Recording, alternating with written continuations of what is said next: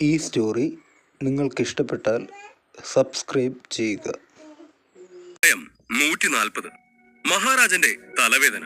സ്വാമിനാഥന് ചേതനോടൊരു പ്രത്യേക ഇഷ്ടമുണ്ടായിരുന്നു. അവനുമായുള്ള തന്റെ സൗഹൃദം ഇനിയും സ്ട്രോങ് ആക്കണമെന്നും അയാൾ ആഗ്രഹിക്കുന്നുണ്ട്. അപ്പോഴാണ് അദ്ദേഹത്തിന്റെ മകൻ തന്നെ പോയി ചേതനെ വെല്ലുവിളിച്ചിരിക്കുന്നത്. സ്വാമിനാഥന് അത് ഒരിക്കലും ഉൾക്കൊള്ളാനായില്ല. ശ്യാം ഇപ്പോൾ ഇവിടെ ഇല്ലാതിരുന്നത് നന്നായി. അവനിവിടെ ഉണ്ടായിരുന്നെങ്കിൽ സ്വാമിനാഥൻ അവനെ എന്ത് ചെയ്യുമായിരുന്നു എന്ന് അദ്ദേഹത്തിന് തന്നെ അറിയില്ല. അത്രയ്ക്ക് ദേഷ്യത്തിലായിരുന്നു അദ്ദേഹം.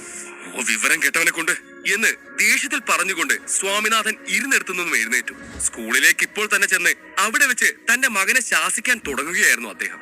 എന്നാൽ പെട്ടെന്ന് അദ്ദേഹത്തിന്റെ കാര്യസ്ഥൻ അവിടേക്ക് ഓടി വന്ന് അദ്ദേഹത്തെ തടഞ്ഞു. സാർ, ചന്ദ്രഹാസൻ രാജാവിന്റെ സന്ദേശം വന്നിരിക്കുന്നു. കാര്യസ്ഥൻ തിടുക്കത്തിൽ അദ്ദേഹത്തോട് പറഞ്ഞു. സന്ദേശോ?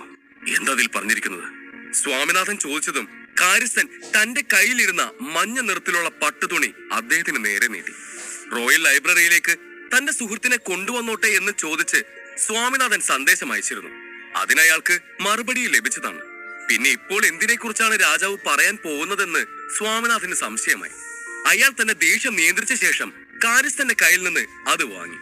അത് തുറന്നു വായിച്ചു. അതിൽ എഴുതിയിരിക്കുന്നത് കണ്ടതും അദ്ദേഹത്തിന്റെ മുഖത്ത് ആശങ്ക പ്രകടമായിരുന്നു. അയ്യോ, അപ്പോൾ അങ്ങനെയാണ് കാര്യങ്ങൾ. അദ്ദേഹം നെറ്റി ചുളിച്ചുകൊണ്ട് പറഞ്ഞു. എന്താ, എന്തുപറ്റി? സ്വാമിനാഥന്റെ മുഖഭാവം കണ്ടതും നിത്യാനന്ദൻ അദ്ദേഹത്തോട് ചോദിച്ചു. സ്വാമിനാഥനെ നിത്യാനന്ദന് വർഷങ്ങളായി അറിയാം. എപ്പോഴും പുഞ്ചിരിച്ചുകൊണ്ട് നടക്കുന്ന ഒരാളാണ് സ്വാമിനാഥൻ. അദ്ദേഹത്തെ ഇങ്ങനെ വേവലാതിപ്പെട്ടി കാണുന്നത് വളരെ അപൂർവമാണ്. അദ്ദേഹത്തിന്റെ ഈ ഭാവമാറ്റത്തിൽ നിന്ന് തന്നെ പ്രശ്നം ഗുരുതരമാണെന്ന് നിത്യാനന്ദൻ മനസ്സിലാക്കിയിരുന്നു. നീ തന്നെ നോക്ക്. സ്വാമിനാഥൻ തന്റെ കയ്യിലെ പട്ട് നിത്യാനന്ദന് കൈമാറി. സംശയത്തോടെ അത് വാങ്ങി വായിച്ച നിത്യാനന്ദനും ഒന്ന് പതറി.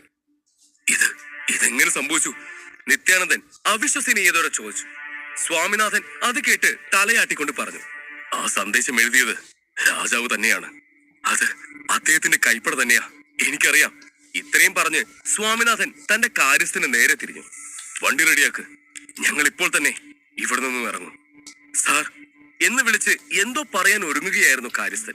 എന്നാൽ സ്വാമിനാഥന്റെ ഭാവത്തിൽ നിന്നും പ്രശ്നം ഗുരുതരമാണെന്ന് മനസ്സിലാക്കി അയാൾ ഒന്നും പറയാതെ തന്റെ യജമാനൻ പറഞ്ഞതനുസരിച്ചു. ഭാവന, ധ്രുവ്, നിങ്ങളും എന്റെ കൂടെ വാ. സ്വാമിനാഥൻ ആ സന്ദേശം അവർക്ക് കൈമാറിക്കൊണ്ട് പറഞ്ഞു. അതിൽ എഴുതിയിരിക്കുന്നത് വായിച്ച് അതൊന്നും വിശ്വസിക്കാൻ കഴിയാതെ അവർ പരസ്പരം നോക്കി. രാജാവ് ഇതെല്ലാം ചെയ്യുന്നത് അദ്ദേഹത്തിന്റെ പിതാമഹന് വേണ്ടിയാണ്. ഞാനും അദ്ദേഹത്തെ ചെക്ക് ചെയ്തതാണ്. അദ്ദേഹത്തിന് ഒരു രോഗവുമില്ല. പക്ഷേ അദ്ദേഹത്തിന്റെ അവസ്ഥ ക്രിട്ടിക്കലാണ്. ആയുസ് കുറഞ്ഞു വന്നുകൊണ്ടിരിക്കുകയാണ്. അടുത്ത ഡൗൺ സ്റ്റേജിലേക്ക് ലെവൽ അപ്പ് ചെയ്യുകയല്ലാതെ ഇതിനെ മറികടക്കാൻ മറ്റൊരു വഴിയുമില്ല. അതും പെട്ടെന്ന് ചെയ്തില്ലെങ്കിൽ ഈ ഒരു മാസം പോലും അദ്ദേഹം തികച്ച് ജീവിച്ചെന്ന് വരില്ല, നിത്യാനന്ദൻ പറഞ്ഞു. അത് കേട്ട് സ്വാമിനാഥന്റെ മുഖത്ത് ആശങ്ക നിറഞ്ഞിരുന്നു. ചന്ദ്രഹാസന്റെ പിതാമഹൻ ഒരാളുടെ പരിശ്രമം കൊണ്ട് മാത്രമാണ് ഈ രാജ്യം സുസ്ഥിരമായത്. അദ്ദേഹത്തിന്റെ നിരന്തര പ്രയത്നങ്ങളിലൂടെയാണ് ഈ രാജ്യം ശത്രുക്കളിൽ നിന്ന് മുക്തരായത്. അങ്ങനെയുള്ള അദ്ദേഹം ഇല്ലാതായാൽ ഈ രാജ്യത്തിന്റെ അടിത്തറ തന്നെ ഇളകും. പല ശത്രുക്കളും വീണ്ടും തല പൊക്കും. അവർ ഈ രാജ്യത്തെ പിടിച്ചടക്കാൻ ശ്രമിക്കും. ഒരു വ്യക്തി എത്ര ശക്തനാണെന്ന് പറഞ്ഞാലും അവസാനം അവർ മണ്ണോടടിയും. വാർദ്ധക്യവും മരണവുമെല്ലാം മനുഷ്യർക്കും പറഞ്ഞിട്ടുള്ളതാണ്. ജനനമുണ്ടെങ്കിൽ മരണവും ഉറപ്പാണ്. അതിനെ തടയാൻ ആർക്കും കഴിയില്ല. കുറച്ച് നാളുകൾക്ക് മുമ്പ് ചന്ദ്രഹാസൻ രാജാവ് അദ്ദേഹത്തെ ചികിത്സിക്കുവാനായി നിത്യാനന്ദനെ കൊട്ടാരത്തിലേക്ക് ക്ഷണിച്ചിരുന്നു. പക്ഷെ അദ്ദേഹത്തെ സുഖപ്പെടുത്താനോ അദ്ദേഹത്തിന്റെ ആയുസ് വർദ്ധിപ്പിക്കാനോ നിത്യാനന്ദന് സാധിച്ചില്ല. വളരെ പ്രായമേറിയ അദ്ദേഹത്തിന് ഇനിയും തുടർന്നും ജീവിക്കണമെങ്കിൽ ഡോൺ ലെവൽ വർദ്ധിപ്പിക്കുക എന്ന ഒറ്റ വഴി മാത്രമേ മുന്നിലുണ്ടായിരുന്നുള്ളൂ. പക്ഷേ അതത്ര എളുപ്പമുള്ള കാര്യമായിരുന്നില്ല. കാരണം നല്ല പ്രായത്തിൽ ഉള്ളപ്പോൾ പോലും അദ്ദേഹത്തിന് ലെവൽ അപ്പ് ചെയ്യാൻ കഴിഞ്ഞിട്ടില്ല. പിന്നെ എങ്ങനെ ഈ ഒരു അവസ്ഥയിൽ അത് സാധിക്കും? മഹാരാജൻ ഇത്രയും കാലം വേട്ടയാടാൻ പോയിരിക്കുകയാണ് എന്നായിരുന്നു ഞാൻ കരുതിയിരുന്നത്. എന്നാൽ ഇപ്പോഴാണ് മനസ്സിലായത്, അദ്ദേഹം തന്റെ പിതാമഹന്റെ രോഗം മാറ്റാനുള്ള വഴികൾ അന്വേഷിച്ചു പോയതായിരുന്നുവെന്ന്. സ്വാമിനാഥൻ പറഞ്ഞു. സാർ, കാർ റെഡിയാണ്. കാര്യസ്ഥൻ അവിടെ വന്ന് പറഞ്ഞു. വാ പോവാം എന്ന് പറഞ്ഞ് സ്വാമിനാഥൻ മൂവരെയും കൂട്ടി പുറത്തേക്ക് നടന്നു. ആകാശം ഇരുണ്ടു തുടങ്ങിയിരുന്നു. ആൾക്കൂട്ടം കുറഞ്ഞു തുടങ്ങിയിരുന്നു. അതുകൊണ്ട് തന്നെ വേഗത്തിൽ അവർക്ക് കൊട്ടാര കവാടത്തിൽ എത്താൻ കഴിഞ്ഞു. അവർ വേഗം തന്നെ കാറിൽ നിന്നും ഇറങ്ങി. ഞങ്ങൾക്ക് മഹാരാജനെ കാണാൻ കഴിയുമോ? സ്വാമിനാഥൻ കൊട്ടാര കവാടത്തിന് കാവൽ നിൽക്കുന്ന ഭടന്മാരിൽ ഒരാളോട് ചോദിച്ചു. അയാൾ ഉടനെ തന്നെ സ്വാമിനാഥനെ തിരിച്ചറിഞ്ഞു. ഇതാര്? സ്വാമിനാഥൻ സാറോ? ക്ഷമിക്കണം സാർ, രാജാവ് ഇതുവരെ ഇവിടേക്ക് എത്തിച്ചേർന്നിട്ടില്ല. അയാൾ ബഹുമാനത്തോടെ പറഞ്ഞു. ഓ, അദ്ദേഹം ഇതുവരെ എത്തിയില്ലേ? സാരമില്ല, ഞങ്ങള് അതുവരെ ഇവിടെ കാത്തു നിൽക്കാം. എന്തായാലും ഈ കവാടം കടന്നാകുമല്ലോ അദ്ദേഹം പോവുക. സ്വാമിനാഥൻ ആ ഭടനോട് പറഞ്ഞു. എന്നിട്ട് തന്റെ കൂടെ ഉള്ളവരെ നോക്കി. നിത്യാനന്ദനും ഭാവനയും ധ്രുവും ഒരു കുഴപ്പവുമില്ല എന്ന മട്ടിൽ തലയാട്ടി. 1 മണിക്കൂറിന് ശേഷം ഒരു വലിയ ആഡംബരക്കാർ കൊട്ടാരത്തിലേക്ക് വരുന്നത് അവർ കണ്ടു.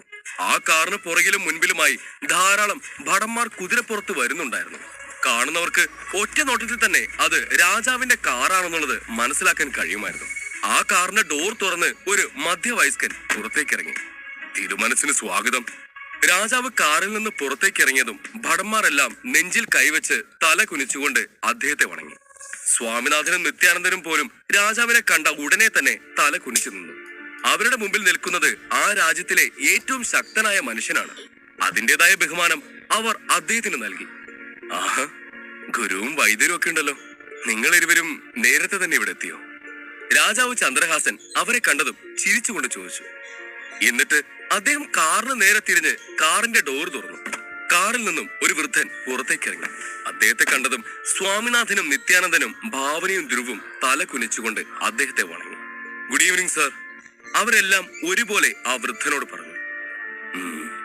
ആ വൃദ്ധൻ താടിയിൽ തലോടിക്കൊണ്ട് ചിരിച്ചു. എന്നിട്ട് കാറിലേക്ക് നോക്കി പറഞ്ഞു, ഇറങ്ങിക്കോളൂ, നമ്മൾ കൊട്ടാരത്തിലേക്ക് എത്തിച്ചേർന്നിരിക്കുന്നു. വീണ്ടും ആ കാറിന്റെ വാതിലുകൾ തുറക്കപ്പെട്ടു.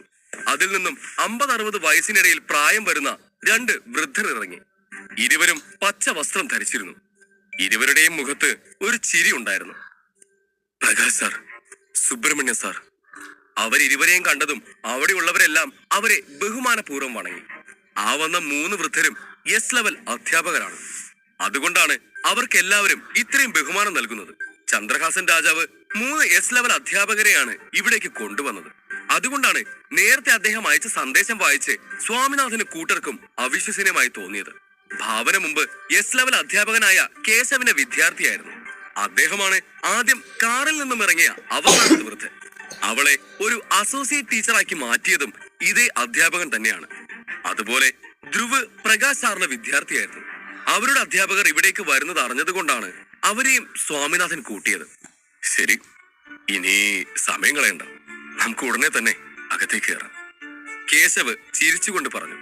അത് കേട്ടതും എല്ലാവരും ഉടനെ തന്നെ കൊട്ടാരത്തിലേക്ക് പ്രവേശിച്ചു.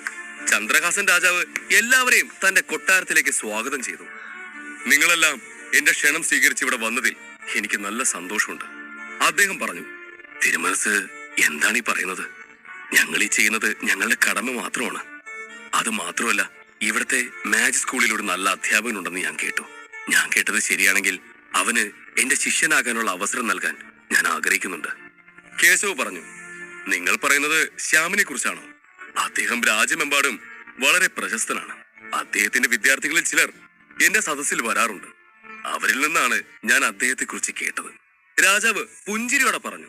എന്നിട്ട് അദ്ദേഹം സ്വാമിനാഥന് നേരെ കൈ ചൂണ്ടിക്കൊണ്ട് പറഞ്ഞു, ആ ശ്യാം മറ്റാരുമല്ല, എന്റെ ഗുരു സ്വാമിനാഥന്റെ മകനാണ്. അത് കേട്ടതും കേശവ് സ്വാമിനാഥനെ നോക്കി പറഞ്ഞു, ഓ സ്വാമിനാഥൻ, ഞാൻ നിങ്ങളെക്കുറിച്ച് ഒരുപാട് കേട്ടിട്ടുണ്ട്. താങ്കളുടെ ചിത്രങ്ങളെല്ലാം എല്ലായിടത്തും പ്രശസ്തമാണ്. താങ്കളെ പ്രശംസിക്കുന്ന നന്ദി കേശവ് സാർ, സ്വാമിനാഥൻ തല കുനിച്ചുകൊണ്ട് പറഞ്ഞു. സ്വാമിനാഥൻ നാട്ടിലെ അറിയപ്പെടുന്ന ചിത്രകാരനായിരിക്കാം, പക്ഷേ ഒരു എസ് ലെവൽ അധ്യാപകന്റെ മുമ്പിൽ അദ്ദേഹത്തിന്റെ കീർത്തി അപ്പോഴും താഴെയാണ്. എന്തിന്, രാജാക്കന്മാർ പോലും എസ് ലെവൽ അധ്യാപകരുടെ മുമ്പിൽ വണങ്ങാറുണ്ട്. കുറച്ചു നേരത്തെ നാട്ടുവർത്തമാനത്തിന് ശേഷം കേശവ് വന്ന കാര്യത്തിലേക്ക് കടന്നു. ശരി തിരുമനസേ, നമുക്ക് കാര്യത്തിലേക്ക് കടക്കാം. പിതാമഹനെ ഇവിടേക്ക് കൊണ്ടുവരിക. പ്രകാശ് സാറും സുബ്രഹ്മണ്യൻ സാറും അദ്ദേഹത്തെ ഒന്ന് പരിശോധിക്കട്ടെ. ഞങ്ങൾക്ക് അദ്ദേഹത്തിന്റെ രോഗത്തിന് മരുന്ന് കണ്ടെത്താൻ കഴിയുമോ എന്ന് അറിയാമല്ലോ. ഒരു എസ് ലെവൽ അധ്യാപകനെ കാത്തിരുത്തുന്നത് ശരിയല്ലെന്ന് രാജാവിനും അറിയാമായിരുന്നു. അതുകൊണ്ട് തന്നെ അദ്ദേഹം തന്റെ ദാസന്മാരോട് അദ്ദേഹത്തെ ഇവിടേക്ക് കൊണ്ടുവരാനായി ഉത്തരവിട്ടു. കുറച്ചു നേരത്തെ കാത്തിരിപ്പിന് ശേഷം ചന്ദ്രഹാസന്റെ ദാസന്മാരിൽ ഒരാളുടെ കൈ പിടിച്ചുകൊണ്ട് അദ്ദേഹത്തിന്റെ പിതാമഹൻ അവിടേക്ക് വന്നു. അദ്ദേഹത്തിന്റെ മുടി മുഴുവനും നന ബാധിച്ചിരുന്നു. മുഖം പ്രായത്തെ വിളിച്ചോതിക്കൊണ്ട് ചുക്കും ചുളിവുകളും കൊണ്ട് നിറഞ്ഞിരുന്നു. അദ്ദേഹം മരണത്തോട് അടുത്തിരിക്കുകയാണെന്ന് ഒറ്റ കാഴ്ചയിൽ തന്നെ വ്യക്തമായിരുന്നു. അസുഖം ഉടനെ തന്നെ പരിഹരിച്ചില്ലെങ്കിൽ വരുന്ന 15-20 ദിവസങ്ങൾക്കുള്ളിൽ അദ്ദേഹം മരണപ്പെടുമെന്നുള്ളത് വ്യക്തമായിരുന്നു. മൂവരെയും പേരെടുത്ത് വിളിച്ച അദ്ദേഹം അവരെ വണങ്ങാൻ ഒരുങ്ങിയതും കേശവ് അദ്ദേഹത്തെ തടഞ്ഞു. അരുത്, അങ്ങ് ഞങ്ങളെ വണങ്ങേണ്ടതില്ല. ദയവായി ഇവിടെ ഇരിക്കും, ഞങ്ങളൊന്ന് പരിശോധിക്കട്ടെ. അയാൾ ബഹുമാനത്തോടെ പറഞ്ഞതും ദാസന്മാർ പിതാമഹനെ അവിടെ കൊണ്ടിരുത്തി. 3 അധ്യാപകരും മാറി മാറി പരിശോധിച്ച ശേഷം അവർ പരസ്പരം നോക്കി മൗനമായി നിന്നു. അത് കണ്ട് ചന്ദ്രഹാസൻ രാജാവ് പരിഭ്രാന്തിയിലായി. നിങ്ങൾക്ക് ആർക്കെങ്കിലും അദ്ദേഹത്തിന്റെ രോഗത്തിന്റെ മരുന്ന് കണ്ടുപിടിക്കാൻ കഴിയൂ? രാജാവ് ചോദിച്ചു. ക്ഷമിക്കണം മഹാരാജൻ, അദ്ദേഹം വളരെ ഗുരുതരമായ ഒരു അവസ്ഥയിലാണുള്ളത്. ശാരീരിക നില വളരെ മോശമാണ്. അദ്ദേഹം ഒരു 3 വർഷം കൂടി ജീവിച്ചിരുന്നാൽ നമുക്ക് അദ്ദേഹത്തെ അടുത്ത ഡോൺ ലെവലിലേക്ക് എത്തിച്ച് അദ്ദേഹത്തിന്റെ ആയുസ് വർദ്ധിപ്പിക്കാമായിരുന്നു. എന്നാൽ ഇപ്പോൾ നമ്മുടെ കയ്യിലുള്ള സമയം വളരെ കുറവാണ്. 3 വർഷം വരെയൊന്നും. പ്രകാശ് പറഞ്ഞു നിർത്തിയതും ചന്ദ്രഹാസന് കാര്യം മനസ്സിലായി. അദ്ദേഹത്തിന്റെ ശരീരത്തിൽ വളരെ കുറച്ച് ഓറയുള്ളൂ. ഇങ്ങനൊരവസ്ഥയിൽ അദ്ദേഹത്തെ സുഖപ്പെടുത്താൻ കഴിയുന്ന ഒരു ചികിത്സയും എനിക്കറിയില്ല. ബുദ്ധിമുട്ടിയാണെങ്കിലും പ്രകാശ് പറഞ്ഞ് അവസാനിപ്പിച്ചു. എനിക്കും അത് തന്നെയാണ് പറയാനുള്ളത് മഹാരാജൻ. അദ്ദേഹത്തിന് പ്രായമായിക്കൊണ്ടിരിക്കുകയാണ്. ഇപ്പോൾ ഞങ്ങൾ കൃത്രിമമായി അദ്ദേഹത്തിന്റെ നില ഉയർത്താൻ ശ്രമിച്ചാലും അത് അദ്ദേഹത്തിന്റെ അവസ്ഥയെ വീണ്ടും മോശമാക്കുകയുള്ളൂ. സുബ്രഹ്മണ്യനും പറഞ്ഞു. ഒരു മനുഷ്യനെ ഡോൺ നിലയുടെ അടുത്ത ഘട്ടത്തിലേക്ക് എത്തിക്കാൻ ഒരു എസ് ലെവൽ അധ്യാപകന് കഴിയുമെങ്കിലും അവർക്കും ചെയ്യാൻ കഴിയുന്നതിന് ഒരു പരിമിതി ഉണ്ടായിരുന്നു. ഈ ഒരു അവസ്ഥയിൽ അദ്ദേഹത്തെ ബലമായി ലെവലപ്പ് ചെയ്യിച്ചാൽ അത് അദ്ദേഹത്തെ മരണത്തിലേക്ക് തള്ളിവിടുന്നതിന് തുല്യമായിരുന്നു. അവരിരുവരും പറഞ്ഞത് ശരിയാണ്. മനുഷ്യനായാൽ ഒരിക്കൽ മരിക്കണം. അതാണ് പ്രപഞ്ചത്തിന്റെ നിയമം. അദ്ദേഹം വർഷങ്ങളായി രാജ്യത്ത് സേവിച്ച ആളാണ്. ഇപ്പോൾ ഒരു പക്ഷേ അദ്ദേഹത്തിനും പോകാൻ സമയമായിരിക്കണം. കേശവ് പറഞ്ഞു. അത് കേട്ട് രാജാവ് വല്ലാത്ത ദുഃഖത്തിലായി. തന്റെ പിതാമഹനെ സുഖപ്പെടുത്താൻ കഴിയില്ലെന്ന് നിത്യാനന്ദൻ ഇതിനു മുമ്പ് പറഞ്ഞിരുന്നതാണ്. എന്നാലും ഒരു എസ് ലെവൽ അധ്യാപകന് അത് സാധിക്കുമെന്ന് രാജാവ് വിശ്വസിച്ചിരുന്നു. എന്നാൽ ഇപ്പോൾ എസ് ലെവൽ അധ്യാപകരും നിത്യാനന്ദൻ പറഞ്ഞത് തന്നെയാണ് പറയുന്നത്. തിരുമനസേ, അദ്ദേഹത്തെ രക്ഷിക്കാൻ മറ്റൊരു മാർഗം കൂടിയുണ്ട്. ഞങ്ങൾ മൂവരും വെറും 1 സ്റ്റാർ അധ്യാപകരാണ്. ഒരു 2 സ്റ്റാർ എസ് ലെവൽ അധ്യാപകനെ ഇവിടേക്ക് കൊണ്ടുവരാൻ സാധിച്ചാൽ ചിലപ്പോൾ അദ്ദേഹത്തിന് അങ്ങയുടെ പിതാമകനെ രക്ഷിക്കാൻ സാധിക്കും. കേശവ് പറഞ്ഞു. 2 സ്റ്റാർ അധ്യാപകനോ? രാജാവ് ആശ്ചര്യത്തോടെ ചോദിച്ചു. ആ രാജ്യത്തെ രാജാവായിട്ട് കൂടി വളരെ ബുദ്ധിമുട്ടിയാണ് ചന്ദ്രഹാസൻ ഈ മൂവരെയും ഇവിടെ എത്തിച്ചത്. അവരിവിടെ വരാൻ സമ്മതിച്ചത് തന്നെ അവർക്ക് മറ്റു ചില കാര്യങ്ങൾ ഉള്ളതുകൊണ്ടാണ്. അങ്ങനെയുള്ളപ്പോൾ 2 സ്റ്റാർ അധ്യാപകനെ കുറിച്ച് പറഞ്ഞത് കേട്ട് രാജാവ് ചന്ദ്രഹാസൻ ഒന്ന് പകച്ചുപോയി. വലിയ വലിയ രാജ്യങ്ങളിൽ പോലും ഇതുപോലെയുള്ള അധ്യാപകർ കുറവായിരുന്നു. അതുമാത്രമല്ല, ആ രാജ്യത്ത് രാജാക്കന്മാർക്ക് പോലും ഈ അധ്യാപകരെ മറ്റ് രാജ്യങ്ങളിലേക്ക് പറഞ്ഞയക്കാൻ എന്ത് ചെയ്യണമെന്ന് അറിയില്ല. ഉള്ളപ്പോൾ ചന്ദ്രഹാസനെ പോലെ ഒരു ചെറിയ നാടിന്റെ രാജാവിനെ കൊണ്ട് 2 സ്റ്റാർ അധ്യാപകനെ ഇവിടേക്ക് കൊണ്ടുവരുന്നത് നടക്കാത്ത കാര്യമാണ്. ചന്ദ്രഹാസൻ തന്നെ കൊണ്ടൊന്നും ചെയ്യാൻ സാധിക്കില്ലെന്ന് മനസ്സിലാക്കി വിഷമത്തോടെ തല കുനിച്ചു നിന്നു. തിരുമനസേ, ഇതിനെല്ലാം എന്റെ അടുത്ത് മറ്റൊരു മാർഗമുണ്ട്. ഉറപ്പായും അത് അങ്ങേക്ക് സഹായകരമായിരിക്കും. നിത്യാനന്ദൻ പെട്ടെന്ന് പറഞ്ഞു. എന്നാൽ ദുഃഖത്തിൽ തലകുലിച്ച് നിന്നിരുന്ന ചന്ദ്രഹാസൻ ഇത് കേട്ടില്ല. അധ്യായം 141. Royal library. നിത്യാനന്ദൻ പറഞ്ഞ കാര്യങ്ങളൊന്നും ശ്രദ്ധിക്കാതെ ചന്ദ്രഹാസൻ അപ്പോഴും ആശയക്കുഴപ്പത്തിൽ എന്ന പോലെ ചിന്തകളിൽ മുഴുകിയിരിക്കുകയായിരുന്നു. അദ്ദേഹത്തിന്റെ അവസ്ഥ കണ്ടതും നിത്യാനന്ദൻ അദ്ദേഹത്തിന്റെ മുമ്പിൽ കയറി നിന്നു. പെട്ടെന്നായതുകൊണ്ട് ചന്ദ്രഹാസൻ ചിന്തകളിൽ നിന്ന് പിന്തിരിഞ്ഞ് സംശയത്തോടെ നിത്യാനന്ദനെ നോക്കി. തിരുമനസേ, ഇതിനൊരു പോംവഴിയുണ്ട്. കേട്ടിട്ട് അങ്ങേക്ക് വിരോധമില്ലെങ്കിൽ ആ വഴിക്ക് നമുക്കൊന്ന് ശ്രമിക്കാം. നിത്യാനന്ദൻ ശാന്തമായി പറഞ്ഞു. എന്ത് പോംവഴി? കാര്യം വ്യക്തമായി പറയൂ നിത്യാനന്ദൻ. രാജാവ് തികഞ്ഞ കൗതുകത്തോടെ നിത്യാനന്ദനോട് ചോദിച്ചു. അത് കേട്ടതും നിത്യാനന്ദൻ കുറച്ചു ദിവസം മുമ്പ് താൻ കേട്ട വാർത്ത രാജാവിനോട് പറയാൻ തുടങ്ങി. കുറച്ചു ദിവസം മുമ്പ് നമ്മുടെ ഇവിടെ ഒരു എസ് ലെവൽ ടീച്ചർ വന്നിട്ടുണ്ട് മഹാരാജൻ. എല്ലാവരും അയാളെ പറ്റി പറയുന്നത് കേൾക്കുമ്പോൾ ഒരു കാര്യം ഉറപ്പാ, അയാൾ 1 സ്റ്റാറിനേക്കാൾ ഉയർന്ന ലെവലിലുള്ള ആളാണ്. നമുക്ക് അയാളെ വെച്ച് ഒരു ശ്രമം നടത്തിക്കൂടെ? നിത്യാനന്ദൻ അതീവ വിനയത്തോടെ പറഞ്ഞു. എസ് ലെവൽ ടീച്ചറോ? അതും 1 സ്റ്റാറിനേക്കാൾ ഉയർന്ന നിലയുള്ളത്? കേട്ടത് വിശ്വാസം വരാതെ ചന്ദ്രഹാസൻ ചോദിച്ചു. തന്റെ രാജ്യത്ത് അതുപോലൊരു അധ്യാപകൻ വന്നിട്ടും താൻ ഒന്നും അറിഞ്ഞില്ലെന്ന് തോന്നിയത് കൊണ്ടാണ് ചന്ദ്രഹാസന് ഇത്രയും ആശ്ചര്യം വന്നത്. കുറെ കാലമായി ചന്ദ്രഹാസൻ അവിടെ നിന്നും അല്പം അകലെയായിരുന്നു. അതുകൊണ്ട് തന്നെ അത്രയും നാൾക്കുള്ളിൽ തന്റെ രാജ്യത്ത് നടന്നതൊന്നും അയാൾ അറിഞ്ഞിരുന്നില്ല. പല ഉത്തരവുകളുടെയും അടിസ്ഥാനം പോലും അദ്ദേഹം അറിഞ്ഞിരുന്നില്ല. തിരുമനസേ, ആ എസ് ലെവൽ ടീച്ചർ വ്യാപാരിയായ മഹാദേവന്റെ ഭാര്യയുടെ അസുഖവും സഹദേവന്റെ 10 വർഷം നീണ്ടുനിന്ന അസുഖവും നിമിഷ നേരം കൊണ്ടാണ് സുഖപ്പെടുത്തിയത്. പതിയെ നിത്യാനന്ദൻ തനിക്കറിയാവുന്നതെല്ലാം പറഞ്ഞു. അയാൾ ഒരു വൈദ്യനായതിനാൽ ഈ പറഞ്ഞവരെല്ലാം ആദ്യം ചികിത്സയ്ക്കായി വന്നത് അദ്ദേഹത്തിന്റെ അടുത്തായിരുന്നു. ഈ രോഗങ്ങളെല്ലാം ഭേദമാക്കുന്നത് എത്ര ബുദ്ധിമുട്ടുള്ള പണിയാണെന്ന് അദ്ദേഹത്തിന് നന്നായി അറിയാമായിരുന്നതും, പക്ഷേ വെറും 10-20 മിനിറ്റ് കൊണ്ടായിരുന്നു ആ എസ് ലെവൽ അധ്യാപകൻ അവരെയൊക്കെ സുഖപ്പെടുത്തിയത്. അതുകൊണ്ടാണ് നിത്യാനന്ദൻ പോലും രാജാവിന്റെ ഈ പ്രശ്നവുമായി ആ എസ് ലെവൽ ടീച്ചറെ കാണുന്നത് എന്തുകൊണ്ടും നല്ലതായിരിക്കുമെന്ന് ചിന്തിച്ചത്. അല്ല നിത്യാനന്ദൻ, അയാൾ ഒരു രോഗം ചികിത്സിച്ച് മാറ്റിയെന്നോർത്ത് എസ് ലെവൽ ടീച്ചറാണെന്ന് എങ്ങനെ പറയാൻ പറ്റും? നിത്യാനന്ദന്റെ സംസാരം കേട്ട് പ്രകാശ് പറഞ്ഞു. അതെ, അയാൾ ചിലപ്പോ ഒരു മാസ്റ്റർ ഡോക്ടറാകാം. പിന്നെ ഈ അസുഖം നോക്കി അതിന്റെ ചികിത്സ കണ്ടുപിടിക്കുന്നതല്ല ഒരു എസ് ലെവൽ ടീച്ചേഴ്സിന്റെ മെയിൻ ജോലി. എസ് ലെവൽ അധ്യാപകർക്ക് മുഴുവൻ പ്രൊഫഷനെ കുറിച്ചും അറിവുണ്ടെങ്കിലും അവരുടെ ഏറ്റവും പ്രധാനപ്പെട്ട ജോലി ആളുകളെ അടുത്ത ഘട്ടത്തിലേക്ക് നയിക്കുക എന്നതാണ്. അതല്ലാതെ എങ്ങനെ ഒരാളെ എസ് ലെവൽ ടീച്ചറാണെന്ന് പറയാൻ സാധിക്കും? കേശവ് അത് പറഞ്ഞതും സുബ്രഹ്മണ്യനും അത് ശരിവെച്ചുകൊണ്ട് തലയാട്ടാൻ തുടങ്ങി. ഒരു തരത്തിൽ പറഞ്ഞാൽ അവരുടെ സംശയങ്ങളും ശരിയായിരുന്നു. പക്ഷേ മറ്റൊരു വസ്തുത എന്തെന്നാൽ, ഒരു എസ് ലെവൽ ടീച്ചർക്ക് എല്ലാ തൊഴിലുകളും അറിയാമെങ്കിലും ഒരാളെ സുഖപ്പെടുത്തുന്ന ജോലി വളരെ ഉയർന്ന തലത്തിലുള്ള എസ് ലെവൽ ടീച്ചേഴ്സിന് മാത്രമേ ചെയ്യാൻ കഴിയൂ. എന്നിരുന്നാലും കേശവ് പറഞ്ഞ പോലെ സാധാരണയായി 1 സ്റ്റാറും 2 സ്റ്റാറുമുള്ള എസ് ലെവൽ ടീച്ചർമാർക്ക് മാത്രമേ ആളുകളെ അടുത്ത ലെവലിലേക്ക് നയിക്കാൻ കഴിയൂ. ഈ ലോകത്തിൽ എസ് ലെവൽ അധ്യാപകർ വളരെ പ്രശസ്തരായിരുന്നു. അങ്ങനെയുള്ളപ്പോൾ എങ്ങനെയാണ് പെട്ടെന്ന് ഇവിടെ ഒരു എസ് ലെവൽ അധ്യാപകൻ പ്രത്യക്ഷപ്പെട്ടത്? അങ്ങനെ ഒരാൾ ഇവിടെ താമസമാക്കിയത് എന്തുകൊണ്ട് ആരും അറിയാതെ പോയി? അവിടെ നിന്ന 3 എസ് ലെവൽ ടീച്ചർമാർക്കും ആ കാര്യം ഒട്ടും മനസ്സിലാകുന്നുണ്ടായിരുന്നില്ല. സാറ് പറഞ്ഞത് ശരിയാണല്ലോ. നിത്യാനന്ദന് പോലും അവരുടെ വാക്കുകൾ നിഷേധിക്കാൻ കഴിഞ്ഞില്ല. നാട്ടിലെങ്ങും സംസാര വിഷയമായ ഇന്ദ്രൻ എന്ന ടീച്ചർ ഇതിനകം തന്നെ പല ആശയക്കുഴപ്പങ്ങളും സൃഷ്ടിച്ചിരുന്നു. എന്നാൽ അദ്ദേഹത്തിന്റെ കഴിവുകളെല്ലാം അയാൾ വിനിയോഗിച്ചത് ആളുകളെ സുഖപ്പെടുത്താൻ മാത്രമായിരുന്നു. അടുത്ത ഘട്ടത്തിലെത്താൻ അദ്ദേഹം ആരെയും സഹായിച്ചതായി ഒരു വിവരമില്ല. സത്യത്തിൽ നിത്യാനന്ദൻ പോലും ഇതുവരെ ആ എസ് ലെവൽ ടീച്ചറെ നേരിട്ട് കണ്ടിരുന്നില്ല. അതുകൊണ്ട് ഈ കേൾക്കുന്നതെല്ലാം ശരിയാണോ അല്ലയോ എന്ന് കൃത്യമായി പറയാൻ അദ്ദേഹത്തിനും കഴിഞ്ഞില്ല. ഇയാളുടെ പേരെന്താ നിത്യാനന്ദൻ? എനിക്ക് രാജ്യമെമ്പാടുമുള്ള എല്ലാ 2 സ്റ്റാർ എസ് ലെവൽ ടീച്ചർമാരെയും അറിയാം. അവനെ പറ്റി താങ്കൾക്കറിയാവുന്ന കാര്യങ്ങളെല്ലാം ഒന്ന് വിശദമായി പറയൂ. നോക്കട്ടെ, കേശവ് നെറ്റി ചുളിച്ചുകൊണ്ട് ചോദിച്ചു. അത് കേട്ടതും നിത്യാനന്ദൻ കേശവിന് നേരെ തേഞ്ഞു. സത്യം പറഞ്ഞാല് അയാളുടെ പേര് ഇന്ദ്രനാണെന്നല്ലാതെ അയാളെ കുറിച്ച് എനിക്ക് ഒന്നും അറിയില്ല. നിത്യാനന്ദൻ ശാന്തമായി പറഞ്ഞു. ഇന്ദ്രനോ? കേശവ് ആശയക്കുഴപ്പത്തിലായതുപോലെ പറഞ്ഞു. അത് കേട്ട് കാര്യം മനസ്സിലാവാതെ എല്ലാവരും അയാളെ നോക്കി. ഇല്ല നിത്യാനന്ദ, ഇല്ല.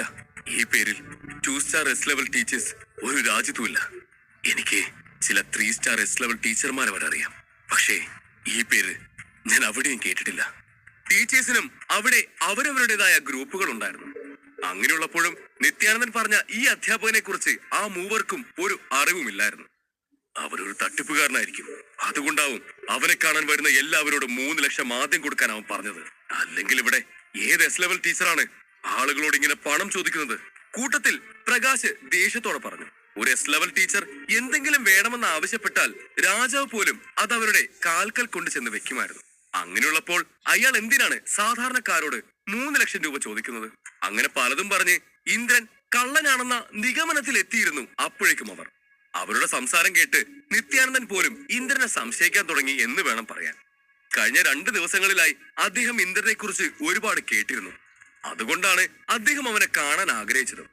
ഇപ്പോൾ ഈ 3 ഉയർന്ന നിലയിലെ അധ്യാപകരും അവനൊരു ഫ്രോഡ് ആണെന്ന രീതിയിൽ സംസാരിക്കുമ്പോൾ സ്വാഭാവികമായും അയാൾ ആശയക്കുഴപ്പത്തിലാകുമല്ലോ. അവൻ ചതിയനാണോ അല്ലയോ എന്നൊക്കെ കണ്ടുപിടിക്കാൻ എളുപ്പമാണ്. എനിക്കിവിടെ കുറച്ചു ദിവസം കൂടി ചില പണികളുണ്ട്. അതുകൊണ്ട് ഞാൻ എന്തായാലും ഇവിടെ തന്നെ കാണും. കൂടാതെ നാളെ ഞാൻ ഫ്രീ ആണ്.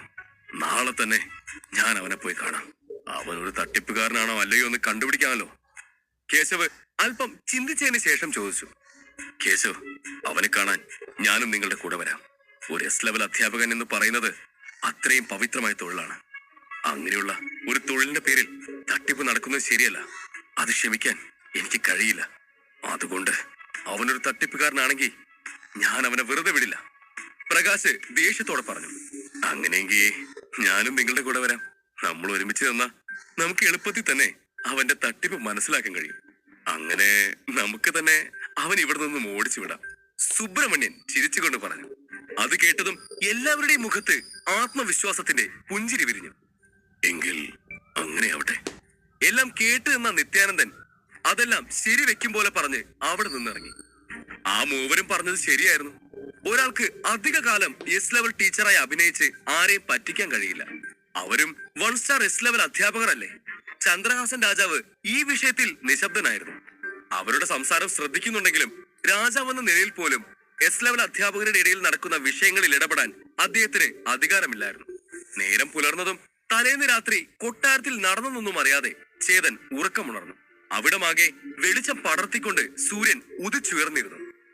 ഞാൻ കുറച്ച് ആവശ്യങ്ങൾക്കായി പുറത്തു പോവുകയാണ്. ആരെങ്കിലും എന്നെ കാണാനായി വന്ന അവരുടെ പുറത്ത് കാത്തു വെക്കാൻ പറയും. പ്രാതൽ കഴിച്ചതിന് ശേഷം കുറച്ച് ആവശ്യ വസ്തുക്കൾ പാക്ക് ചെയ്തുകൊണ്ട് ചേതൻ മോഹനോട് പറഞ്ഞു. ശരി സാർ. മോഹൻ ഉടനെ തന്നെ മറുപടി പറഞ്ഞു. തനിക്കൊരു എസ് ലെവൽ അധ്യാപകന്റെ കാര്യസ്ഥനാകാൻ കഴിഞ്ഞതിൽ അയാൾക്ക് വല്ലാത്ത സന്തോഷമുണ്ടായിരുന്നു. അയാളുടെ ആത്മവിശ്വാസം ആകാശത്തോളം ഉയർന്നിരുന്നു. കാരണം ഏത് കേവപ്പെട്ടവനും ഇപ്പോൾ തന്നെ ബഹുമാനത്തോടെയാണ് കാണുന്നത് എന്ന് അവനറിയാം. ബംഗ്ലാവിൽ നിന്നും ഇറങ്ങിയ ചേതൻ ആ ആളൊഴിഞ്ഞ തെരുവിലെത്തിയതും ഇന്ദ്രന്റെ വേഷവിധാനങ്ങൾ അഴിച്ചുവെച്ച് ചേതന്റെ യഥാർത്ഥ രൂപത്തിലേക്കായി മാറി. എന്നിട്ട് അവൻ സ്വാമിനാഥന്റെ വീട് ലക്ഷ്യമാക്കി ഇറങ്ങി. ഇന്ന് ചേതനെ റോയൽ ലൈബ്രറിയിലേക്ക് കൊണ്ടുപോകാമെന്ന് സ്വാമിനാഥൻ പറഞ്ഞിരുന്നു. ചേതൻ പെട്ടെന്ന് തന്നെ സ്വാമിനാഥന്റെ വീട്ടിൽ എത്തിച്ചേർന്നു. ചേതനെ കണ്ടപ്പോൾ തന്നെ സ്വാമിനാഥൻ വിഷമത്തോടെ പറഞ്ഞു. ചേത, നീ എന്നോട് ക്ഷമിക്കണം. എന്താ സാർ, എന്തു പറ്റി?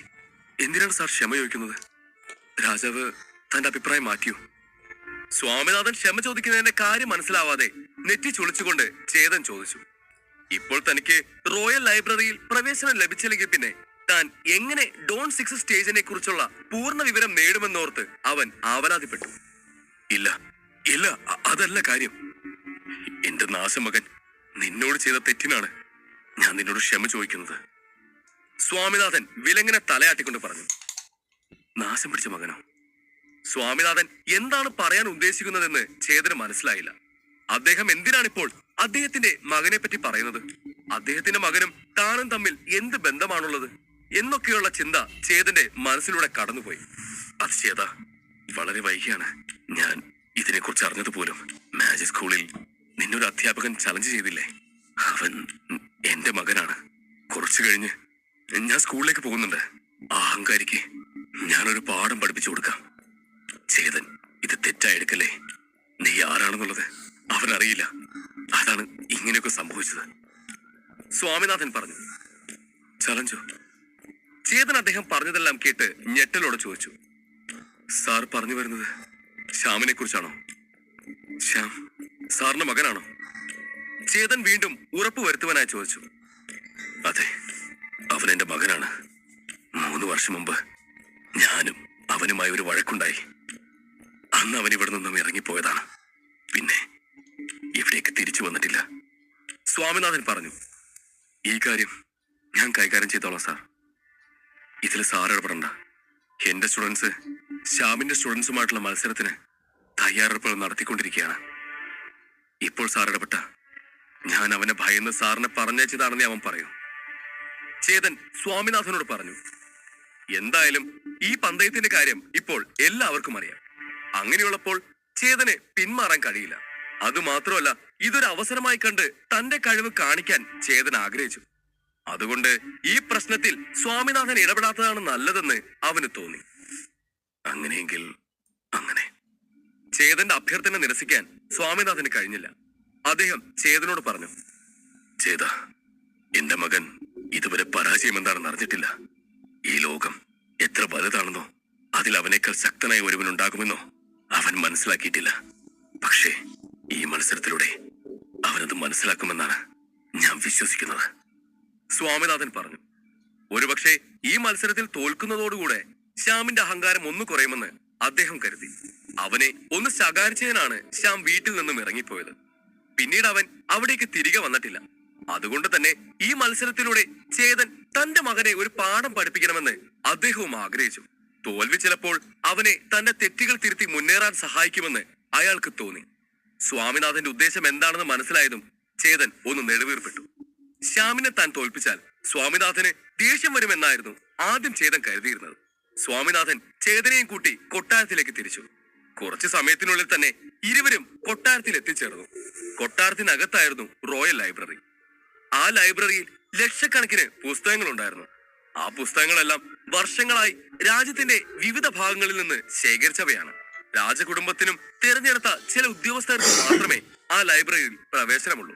രാജാവിന്റെ ഗുരുവായ സ്വാമിനാഥനും ആ ലൈബ്രറിയിലേക്ക് പ്രവേശിക്കാനുള്ള അനുവാദമുണ്ടായിരുന്നു. അതുകൊണ്ട് തന്നെ സ്വാമിനാഥൻ മറ്റൊരാളെ ഇവിടെ കൊണ്ടുവരുന്നതിന് യാതൊരു പ്രശ്നവുമില്ല. ഇരുവരെയും കണ്ട ഗാർഡ് സ്വാമിനാഥനെ മനസ്സിലായതും ഉടൻ എഴുന്നേറ്റ് അവരെ അകത്തേക്ക് കടത്തിവിട്ടു. ചേതൻ അകത്തേക്ക് കയറി ചുറ്റും നോക്കി. കൊട്ടാരം വലുതും ആഡംബരപൂർണവുമായിരുന്നു. തന്റെ മുൻജന്മത്തിൽ പോലും ഇതിനേക്കാൾ ആഡംബരപൂർണമായ ഒരു കൊട്ടാരം അവൻ കണ്ടിട്ടില്ല. കൊട്ടാരത്തിൽ ധാരാളം പൂന്തോട്ടങ്ങൾ ഉണ്ടായിരുന്നു, കൂടാതെ ധാരാളം ഇടനാഴികളും. ഈ കൊട്ടാരത്തിലേക്ക് കയറുന്ന ഒരു വ്യക്തിക്ക് തനിക്ക് പോകേണ്ടിടത്തേക്കുള്ള വഴി അറിയില്ലെങ്കിൽ അവിടെ ആകെ പെട്ടുപോകും എന്നുള്ളത് ഉറപ്പാണ്. എന്നാൽ സ്വാമിനാഥന് അവിടെയുള്ള വഴികളെല്ലാം പരിചിതമായിരുന്നു. ഏറെ നേരം നടന്നതിന് ശേഷം ഇരുവരും ഒരു വലിയ കെട്ടിടത്തിന് മുന്നിലെത്തി. ഇതാണ് റോയൽ ലൈബ്രറി, സ്വാമിനാഥൻ പറഞ്ഞു. എതിരെയുള്ള കെട്ടിടത്തിന്റെ മുകളിലായി സ്വർണ്ണ ലിപികളിൽ റോയൽ ലൈബ്രറി എന്ന് എഴുതിയിരിക്കുന്നത് ചേതൻ വായിച്ചു. ആ ലൈബ്രറിക്കുള്ളിൽ ധാരാളം റാക്കുകൾ ഉണ്ടായിരുന്നു. അവയിൽ ചിലത് ഡസൻ കണക്കിന് മീറ്റർ ആയിരുന്നു നീളം. കൂടാതെ അവയിൽ ധാരാളം പുസ്തകങ്ങൾ സൂക്ഷിച്ചിരുന്നു. തുടർന്ന് സ്വാമിനാഥൻ ചേതന്റെ കയ്യിൽ ഒരു സ്വർണ്ണ ടോക്കൺ നൽകി. ഇത് തിരുമനസിന്റെ ഗോൾഡൻ ഡ്രാഗൺ ടോക്കണാണ്. ഇത് കയ്യിലുണ്ടെങ്കിൽ നിനക്ക് എത്ര പുസ്തകങ്ങൾ വേണമെങ്കിലും വായിക്കാം. പക്ഷെ ഒരു കണ്ടീഷനുണ്ട്. നീ അവിടെയുള്ള റെസ്ട്രിക്റ്റഡ് ഏരിയയിലേക്ക് മാത്രം പോകരുത്. നിനക്ക് അകത്തേക്ക് പോയി വായിക്കാം. ഞാൻ ലൈബ്രറിയിലേക്ക് വരുന്നില്ല, സ്വാമിനാഥൻ പറഞ്ഞു. ആ ടോക്കണിൽ ഒരു ഭീമാകാരനായ നാഗത്തിന്റെ ചിത്രമുണ്ടായിരുന്നു. ചേതൻ ആ ടോക്കൺ വാങ്ങിക്കൊണ്ട് പറഞ്ഞു, ഒരുപാട് നന്ദിയുണ്ട് സ്വാമിനാഥൻ സാർ. രാജ്യത്തെ ഏറ്റവും സുരക്ഷിതമായ സ്ഥലങ്ങളിൽ ഒന്നായിരുന്നു ഈ സ്ഥലം. പല തരത്തിലുള്ള അതിരുകൾ തീർത്ത് വലിയ സുരക്ഷയോടെയാണ് ഈ സ്ഥലം പണിതിരിക്കുന്നത്. അതിനാൽ ഏത് സാഹചര്യത്തിലും ഈ കെട്ടിടം സംരക്ഷിക്കപ്പെടും. ശരി, ഇപ്പൊ ഞാൻ പോകുന്നു. എത്ര പുസ്തകങ്ങൾ വേണമെങ്കിലും നിനക്ക് വായിക്കാം. നിന്നെ ആരും തടയില്ല, സ്വാമിനാഥൻ പുഞ്ചിരിയോടെ പറഞ്ഞു. ഇനി പുസ്തകങ്ങളെല്ലാം എന്റെ മാന്ത്രിക ലൈബ്രറിയിൽ പകർത്തണം, ചേതൻ മനസ്സിൽ വിചാരിച്ചു. ജീവിതത്തിൽ ആദ്യമായിട്ടാണ് ഇത്രയും പുസ്തകങ്ങൾ അവൻ കാണുന്നത്. അവയെല്ലാം കണ്ടതും ചേതന്റെ മുഖത്ത് സന്തോഷം നിറഞ്ഞു. ചേതന് പരിധികളൊന്നുമില്ലാതെ എത്ര വേണമെങ്കിലും വായിക്കാമായിരുന്നു. അവൻ ഫസ്റ്റ് റാക്കിൽ പോയി ആദ്യത്തെ പുസ്തകം എടുത്ത് പേജുകൾ ഓരോന്നായി മറിക്കാൻ തുടങ്ങി. അധ്യായം 142. മോഹന്റെ ഷോ ഓഫ്. ചേതൻ കൊട്ടാരത്തിലെ റോയൽ ലൈബ്രറിയിൽ പുസ്തകങ്ങളുടെ താളുകൾ മറച്ചുകൊണ്ടിരിക്കെ നിത്യാനന്ദൻ ആ പുതിയ 3 എസ് ലെവൽ അധ്യാപകരെയും കൂട്ടി ചേതന്റെ ബംഗ്ലാവിന്റെ മുൻപിലെത്തി. ഇന്ദ്രൻ സാർ ഇവിടെയാണ് താമസിക്കുന്നത്, നിത്യാനന്ദൻ ഗേറ്റിലേക്ക് കൈ ചൂണ്ടിക്കൊണ്ട് പറഞ്ഞു. അദ്ദേഹം പറഞ്ഞത് കേട്ട് കേശവ് ഗൗരവത്തോടെ തലയാട്ടി. ഗേറ്റിൽ തട്ടി വിളിക്കേ. അയാൾ പറഞ്ഞതും നിത്യാനന്ദൻ അതുപോലെ ചെയ്തു. ഗേറ്റിൽ തട്ടുന്ന ശബ്ദം കേട്ടതും മോഹൻ പുറത്തേക്ക് വന്നു. ഇന്ദ്രൻ സാറിനെ കാണണമെങ്കിൽ അല്പം കാത്തിരിക്കണം. നിങ്ങളെ കാണാൻ സാറിന് തോന്നുമ്പോ അദ്ദേഹം തന്നെ നിങ്ങളെ അകത്തേക്ക് വിളിക്കും. നിത്യാനന്ദൻ ആ നഗരത്തിലെ തന്നെ അറിയപ്പെടുന്ന വ്യക്തികളിൽ ഒരാളാണെങ്കിലും മോഹന് അയാളെ പറ്റി അറിയില്ല. അഥവാ ഇനി അറിയുമെങ്കിൽ തന്നെ ആരെയും വകവെക്കുന്ന ഒരു മനോഭാവത്തിലായിരുന്നില്ല മോഹൻ. അവനിപ്പോൾ ഒരു എസ് ലെവൽ അധ്യാപകന്റെ കാര്യസ്ഥനാണല്ലോ. അവന്റെ ചിന്തയിൽ അത് അവന് ചെയ്യാൻ കഴിയുന്ന ഏറ്റവും മതിപ്പുള്ള ജോലിയാണ്. അതുകൊണ്ട് തന്നെ തന്റെ മുന്നിൽ നിൽക്കുന്ന ആരാണെങ്കിലും അവർ തന്റെ സാറ് പറയുന്നത് അനുസരിക്കണം എന്നാണ് അവൻ അഹങ്കാരത്തോടെ ചിന്തിച്ചത്. എന്ത്? മോഹൻ പറയുന്നത് കേട്ട് നിത്യാനന്ദൻ ആകെ കുഴഞ്ഞു. 3 എസ് ലെവൽ അധ്യാപകർ കൂടെയുള്ളപ്പോൾ ഒരു സാധാരണക്കാരനായ കാര്യസ്ഥൻ തന്നോട് പരുഷമായി പെരുമാറുന്നത് അംഗീകരിക്കാൻ നിത്യാനന്ദന് കഴിഞ്ഞില്ല. മോഹൻ ഒരു എസ് ലെവൽ ടീച്ചറുടെ കാര്യസ്ഥൻ അല്ലായിരുന്നെങ്കിൽ നിത്യാനന്ദൻ അയാൾ ഇപ്പോൾ ഒരു വകയാക്കിയിട്ടുണ്ടാവും. പക്ഷെ ഇപ്പോൾ തന്റെ ദേഷ്യം അടക്കി നിർത്തുകയല്ലാതെ അയാൾക്ക് മറ്റു വഴികളില്ലായിരുന്നു. ഞാൻ നിത്യാനന്ദൻ വൈദ്യരാണ്. എനിക്ക് ഇന്ദ്രൻ സാറിനെ ഒന്ന് അത്യാവശ്യമായി കാണണമായിരുന്നു, നിത്യാനന്ദൻ വീണ്ടും പറഞ്ഞു. അദ്ദേഹത്തിന് നല്ല ദേഷ്യം വന്നെങ്കിലും അത് പുറത്ത് കാണിച്ചില്ല. നിങ്ങൾ ആരായാലും അതൊന്നും എന്നെ ബാധിക്കുന്ന പ്രശ്നമല്ല. ഞാൻ പറയുന്നത് കേൾക്കാൻ കഴിയുമെങ്കിൽ നിങ്ങൾക്ക് ഇവിടെ നിൽക്കാം, അല്ലെങ്കിൽ പോകാം. പിന്നെ ഇന്ദ്രൻ സാറിനെ കാണണമെങ്കിൽ ആദ്യം 3 ലക്ഷം എൻട്രൻസ് ഫീസുകൾ കാണും. എന്നിട്ട് ഇന്ദ്രൻ സാർ നിങ്ങളെ കാണാൻ ആഗ്രഹിക്കുന്നുണ്ടെങ്കിൽ നിങ്ങൾക്ക് അവസരം ലഭിക്കും, അല്ലെങ്കിൽ ഇവിടുന്ന് പോകാം. മോഹൻ അഹങ്കാരത്തോടെ പറഞ്ഞു. ഇതെല്ലാം കണ്ട് നിത്യാനന്ദന്റെ കൂടെ നിന്നിരുന്ന കേശവന് ദേഷ്യം അടക്കാൻ കഴിഞ്ഞില്ല. ഞങ്ങൾ ആരാണെന്ന് നിനക്കറിയോ? അദ്ദേഹം മോഹനെ നോക്കി ദേഷ്യത്തോടെ ചോദിച്ചു. നിങ്ങൾ ആരാണെങ്കിലും ഒരു കാര്യമില്ല. ഇവിടുത്തെ നിയമങ്ങൾ എല്ലാവർക്കും ഒരുപോലെയാണ്. പറഞ്ഞത് കേൾക്കാൻ പറ്റുമെങ്കിൽ പണം അടച്ച് ഇവിടെ നിൽക്കാം, ഇല്ലെങ്കിൽ സമയം കളയാതെ ഇവിടുന്ന് പോകാം. മോഹൻ അയാളെ നോക്കി ദേഷ്യത്തിൽ പറഞ്ഞു. തന്റെ മുന്നിൽ ഇപ്പോൾ നിൽക്കുന്നത് ആരാണെങ്കിലും അവരെല്ലാം ഒരു എസ് ലെവൽ അധ്യാപകന്റെ മുകളിൽ വരില്ല എന്ന ഊഹത്തിലാണ് അയാൾ അങ്ങനെ മറുപടി പറഞ്ഞത്. നിന്നെ കേശവ് മോഹന് നേരെ വിരൽ ചൂണ്ടിക്കൊണ്ട് മുന്നോട്ട് വന്നു. എവിടെ പോയാലും അവിടെയെല്ലാം വളരെയേറെ ബഹുമാനിക്കപ്പെട്ടിരുന്ന ഒരാളോട് മോഹനെ പോലെ ഒരു കാര്യസ്ഥൻ തട്ടിക്കേറാൻ വന്നാൽ ദേഷ്യം തോന്നുക സാധാരണമാണ്. ഏതറിയാൾ ഒരു എസ് ലെവൽ ടീച്ചർക്കില്ലല്ലോ ഇത്ര അഹങ്കാരം. ഇയാളെ കണ്ടാൽ തന്നെ അറിയാം 3 ലക്ഷം പോയിട്ട് നയാ പൈസ എടുക്കാനില്ലെന്ന്. ദരിദ്രവാസി. മോഹൻ കേശവന്റെ പെരുമാറ്റം കണ്ട് മനസ്സിലോർത്തു. എന്നാൽ താനൊരു യഥാർത്ഥ എസ് ലെവൽ അധ്യാപകന്റെ മുൻപിലാണ് നിൽക്കുന്നതെന്നോ അദ്ദേഹത്തിന്റെ മുമ്പിൽ സത്യത്തിൽ താനും തന്റെ ഇന്ദ്രൻ സാറുമാണ് ദരിദ്രവാസികളെന്നോ ഒന്നും അവൻ അറിയില്ലല്ലോ. ഇതെല്ലാം കണ്ട് രോഷാകുലനായ കേശവന്റെ ബോഡിഗാർഡ് തന്റെ യജമാനൻ സത്യത്തിൽ ആരാണെന്നുള്ളത് വെളിപ്പെടുത്താൻ ഒരുങ്ങിയതും കേശവ് അത് തടഞ്ഞു. ഇവിടെ ഒരു എസ് ലെവൽ ടീച്ചർ വന്നിട്ടുണ്ടെന്ന് കേട്ടു. അതുകൊണ്ട് അദ്ദേഹത്തെ കാണാനുള്ള ആഗ്രഹത്തോടെ വന്നതാണ്. നീ നിന്റെ സാറിന്റെ അടുത്ത് ഇത് പോയി പറ. ഞങ്ങൾ ഇവിടെ തന്നെ കാത്തു നിൽക്കാം. ഞങ്ങൾക്കൊന്ന് എന്ന് പറഞ്ഞ് അദ്ദേഹം പൂർത്തിയാക്കുന്നതിന് മുമ്പ് തന്നെ മോഹൻ മുൻപിലേക്ക് കയറി കേശവിന്റെ കവളിൽ മെല്ലെ തട്ടി. അല്ലടോ കിളവാ, ഞാൻ ഇത്രയും നേരം പറഞ്ഞത് തന്നെ ചെവി കയറിയില്ലേ?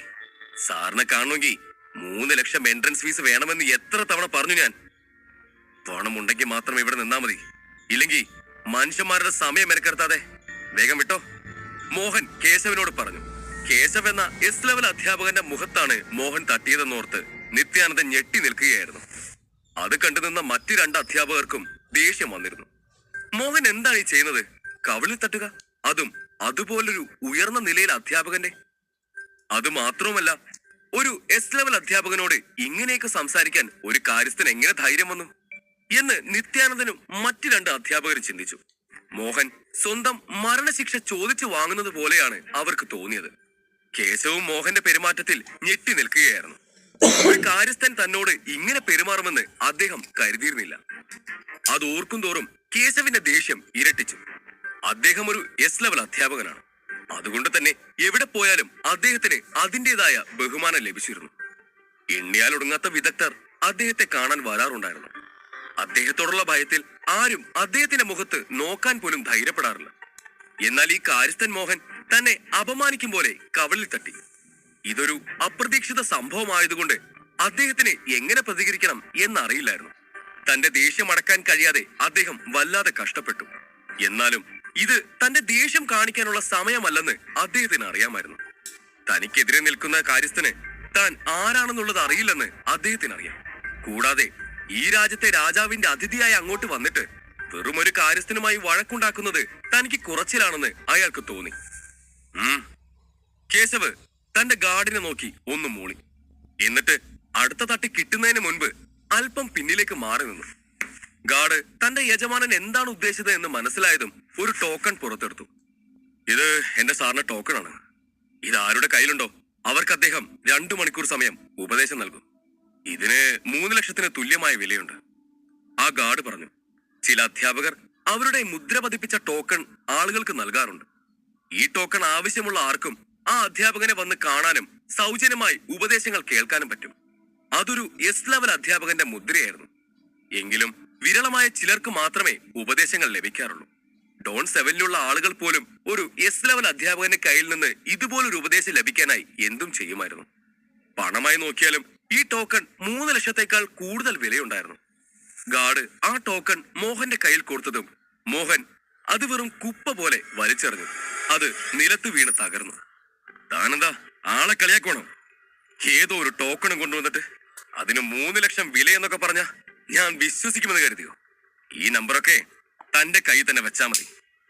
കയ്യിൽ പണമില്ലെങ്കിൽ വന്ന വഴിയെ പോവാൻ നോക്ക് എന്ന് ഉറക്കെ പറഞ്ഞതിന് ശേഷം മോഹൻ ബംഗ്ലാവിലേക്ക് തിരിഞ്ഞു നടന്നു. ഈ നാട്ടിൽ എസ് ലെവൽ അധ്യാപകർ ഇല്ലാത്തതിനാൽ തന്നെ അത്തരമൊരു ടോക്കൺ അവിടെ ആരും കണ്ടിട്ടില്ല, പ്രത്യേകിച്ച് മോഹൻ.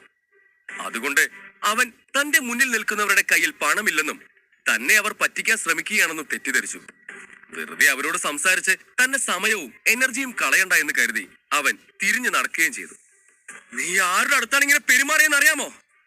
കേശവന്റെ പുറകിൽ നിന്നിരുന്ന ഗാർഡ്സിന്റെ മുഖം മോഹന്റെ പെരുമാറ്റം കണ്ട് ദേഷ്യം കൊണ്ട് ചുവന്നു. ഒരു എസ് ലെവൽ അധ്യാപകൻ എന്തിനാണ് ഇങ്ങനെ ഒരു മനുഷ്യനെ തന്റെ കാര്യസ്ഥനായി നിയമിച്ചിരിക്കുന്നത് എന്ന് അവർക്കാർക്കും മനസ്സിലായില്ല. മോഹൻ ഗേറ്റ് അടയ്ക്കാൻ പോകുന്നത് കണ്ട് നിത്യാനന്ദൻ ഉറക്കെ പറഞ്ഞു, കാര്യസ്ഥൻ മോഹൻ, 3 ലക്ഷം ഞാൻ ഉടനെ തരാം. ഞങ്ങൾ ഇപ്പോൾ ഇവിടെ ഉണ്ടെന്നുള്ള വിവരം നിങ്ങൾ ഇന്ദ്രൻ സാറിനെ അറിയിക്കാമോ? ഈ പ്രശ്നം ഇങ്ങനെ അവസാനിച്ചാൽ ആ 3 അധ്യാപകർക്കും ദേഷ്യം വരുമെന്ന് നിത്യാനന്ദൻ അറിയാമായിരുന്നു. നിത്യാനന്ദൻ പേര് കേട്ട ഒരു വൈദ്യരാണ്. ഈ 3 അധ്യാപകരെയും ഇവിടേക്ക് കൊണ്ടുവന്നത് അദ്ദേഹമാണ്. അതുകൊണ്ട് തന്നെ ഈ പ്രശ്നം ഇങ്ങനെ മുന്നോട്ട് കൊണ്ടുപോകാൻ അദ്ദേഹം ആഗ്രഹിച്ചില്ല. കാരണം അതിന്റെ പഴി അദ്ദേഹത്തിന് തന്നെയാണ് വരിക. അങ്ങനെ വഴിക്ക് വാ എന്ന് പറഞ്ഞ് മോഹൻ ആ പണം വാങ്ങി. എന്നിട്ട് അത് വ്യാജമൊന്നുമല്ലല്ലോ എന്ന് പരിശോധിക്കാനായി തല കുനിച്ച് ഒന്ന് സൂക്ഷിച്ചു നോക്കി. ഇത്രയും പണം കയ്യിലുണ്ടായിട്ടാണോ ആ ടോക്കൺ തന്നെ എന്നെ പറ്റിക്കാൻ നോക്കിയത്? ഞാൻ പല പിശുക്കാരെയും കണ്ടിട്ടുണ്ട്. പക്ഷേ ഒരു എസ് ലെവൽ ടീച്ചറിനെ കാണാൻ വന്നിട്ടും പിശുക്ക് കാണിക്കുന്നവരെ ആദ്യമായി കാണുകയാണ്. ഞാൻ എന്റെ സാറിന് വേണ്ടി സത്യസന്ധമായി ജോലി ചെയ്യുന്ന ഒരാളാണ്. അതുകൊണ്ട് പണം തരാതെ അകത്ത് കയറാമെന്ന് ആരും വിചാരിക്കണ്ട, മോഹൻ പറഞ്ഞു. അവന്റെ വാക്കുകൾ കേട്ട് എല്ലാവർക്കും ദേഷ്യം വന്നു. നിത്യാനന്ദൻ പോലും ഇപ്പോൾ ദേഷ്യം കൊണ്ട് ചുവന്നിരുന്നു. എന്നാലും മോഹൻ സംസാരിക്കുന്ന വിധത്തിൽ നിന്ന് തന്നെ ഈ ടോക്കൺ ഒരു എസ് ലെവൽ ടീച്ചറിന്റേതാണെന്ന് അവൻ അറിയില്ല എന്നുള്ളത് വ്യക്തമായിരുന്നു. അതിന്റെ മതിപ്പിനെ കുറിച്ച് മോഹന് ഒരറിവും ഉണ്ടാകാൻ വഴിയില്ല. അല്ലെങ്കിൽ ഇങ്ങനെ പെരുമാറില്ലല്ലോ. ഡോൺ 7 സ്റ്റേജിലുള്ളവർ പോലും ഈ ടോക്കൺ ലഭിക്കാൻ അവരുടെ ജീവൻ വരെ പണയപ്പെടുത്താറുണ്ട്. എന്നാൽ മോഹൻ അത്തരമൊരു ടോക്കൺ ഉപയോഗശൂന്യമാണെന്ന് കരുതി തകർത്ത് കളയുകയാണ് ചെയ്തത്. ശരിക്കും ഇയാളൊരു എസ് ലെവൽ അധ്യാപകന്റെ കാര്യസ്ഥനാണോ? ഇതുപോലുള്ള വിഡ്ഢികളെയെല്ലാം ഒരു എസ് ലെവൽ അധ്യാപകൻ തന്റെ കാര്യസ്ഥനായി വെക്കൂ. ശരി, നിങ്ങള് ഇവിടെ കാത്തിരിക്കെ. ഇന്ദ്രൻ സാറ് പുറത്തു പോയിരിക്കുകയാണ്. അദ്ദേഹം തിരിച്ചു വരുമ്പോ വിളിക്കാം. മോഹൻ ആ പണം കയ്യിൽ പിടിച്ച് ചിരിച്ചുകൊണ്ട് പറഞ്ഞു. അദ്ദേഹം പുറത്തു പോയതോ? നിത്യാനന്ദൻ വീണ്ടും ഞെട്ടി. അദ്ദേഹം പുറത്തു പോയിരിക്കുകയാണെങ്കിൽ മോഹൻ എന്തുകൊണ്ട് അത് നേരത്തെ പറഞ്ഞില്ല? പണം വാങ്ങി വെച്ചിട്ട് ഇപ്പോ കാത്തിരിക്കാൻ പറയുന്നു. നിത്യാനന്ദൻ മാത്രമായിരുന്നുവെങ്കിൽ കാത്തിരിക്കുന്നതിൽ പ്രശ്നമില്ലായിരുന്നു. പക്ഷെ ഇപ്പോൾ അദ്ദേഹത്തിന്റെ കൂടെ 3 എസ് ലെവൽ അധ്യാപകർ കൂടിയാണുള്ളത്. ആ 3 അധ്യാപകരോടും കാത്തിരിക്കാൻ പറയുന്നത് ഓർത്ത് തന്നെ നിത്യാനന്ദന്റെ BP കൂടി. അപ്പോഴും തന്റെ ദേഷ്യം നിയന്ത്രിച്ചുകൊണ്ട് നിത്യാനന്ദൻ പറഞ്ഞു, ഞങ്ങൾ ഇവിടെയുള്ള വിവരം എങ്ങനെയെങ്കിലും ഇന്ദ്രൻ സാറിനെ വേഗം അറിയിച്ച് ഇവിടേക്ക് വരാൻ പറയാൻ കഴിയുമോ? ഞങ്ങൾക്ക് അദ്ദേഹത്തെ കാണേണ്ടത് അത്യാവശ്യമായിരുന്നു. നിങ്ങൾക്ക് എന്തിനാണ് ഇത്രയും ധൃതി? മോഹൻ വിനയത്തോടെ ചോദിച്ചു. പണം കൈപ്പറ്റിയതോടെ മോഹന്റെ പെരുമാറ്റത്തിൽ നേരിയ മാറ്റമുണ്ടായിരുന്നു. എന്ത് കാര്യമായാലും നിങ്ങൾക്കെന്താ? ഞങ്ങൾക്ക് സംസാരിക്കേണ്ടത് നിന്റെ സാറിനോടാണ്, അല്ലാതെ നിന്നോടല്ല, ഗാർഡ്സിൽ ഒരാൾ പറഞ്ഞു. ഓഹോ, പക്ഷേ എന്റെ അടുത്ത് നിങ്ങൾ പറഞ്ഞേ മതിയാവും. ഞാൻ ഇന്ദ്രൻ സാറിന്റെ കാര്യസ്ഥനാണ്. ഞാൻ അദ്ദേഹത്തിന്റെ കൂടെ കൂടിയിട്ട് ഒരുപാട് നാളായി. അതുകൊണ്ട് തന്നെ അദ്ദേഹത്തിൽ നിന്നും ഒരുപാട് കാര്യങ്ങൾ പഠിച്ചിട്ടുണ്ട്. നിങ്ങളുടെ പ്രശ്നം സിമ്പിൾ ആണെങ്കിൽ പിന്നെ ഇന്ദ്രൻ സാറിനെ ബുദ്ധിമുട്ടിക്കേണ്ട ആവശ്യമില്ലല്ലോ. ഞാൻ തന്നെ അത് തീർത്തു തരാം.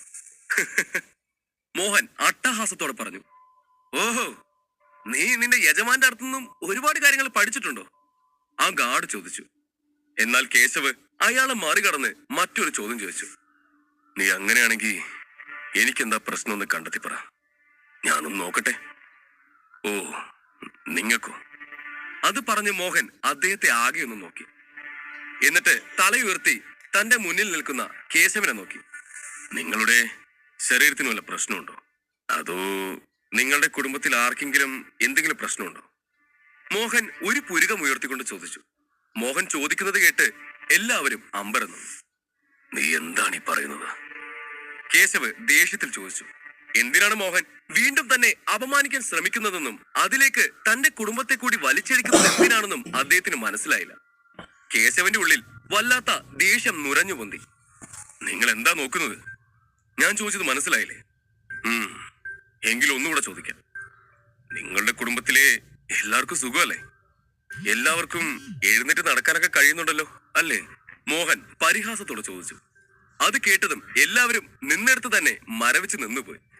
ആദ്യം മോഹൻ ഒരു തെറ്റ് പറ്റിയതാകുമെന്നാണ് അവർ കരുതിയത്. എന്നാൽ നേരത്തെ മോഹൻ ചെയ്തത് തമാശക്കായിരിക്കും എന്നാണ് അവർ കരുതിയത്. എന്നാൽ മോഹൻ പിന്നെയും അത് തന്നെ ചെയ്തു. കേശവന്റെ കുടുംബത്തെക്കുറിച്ച് ചിന്തിക്കുക പോലും ചെയ്യാതെ മോഹൻ സംസാരിച്ചു. ഇവൻ ഇതെന്തൊക്കെയാണ് ചോദിക്കുന്നത്? ഇതിനു മാത്രം ധൈര്യം ഇവൻ എവിടെ നിന്നും വന്നു? നിത്യാനന്ദൻ തലയ്ക്ക് കൈ കൊടുത്തുകൊണ്ട് ചിന്തിച്ചു. ഇന്ന് ആരെയാണോ കണി കണ്ടത്, കറക്റ്റായി ഇവിടെ വന്ന് പെടുകയും ചെയ്തു. അയാൾ പല്ല് കടിച്ചു. നിത്യാനന്ദന്റെ തലയിലേക്ക് പ്രശ്നങ്ങൾ ഒന്നിനു മീതെ ഒന്നായി വന്നുകൊണ്ടിരിക്കുകയായിരുന്നു.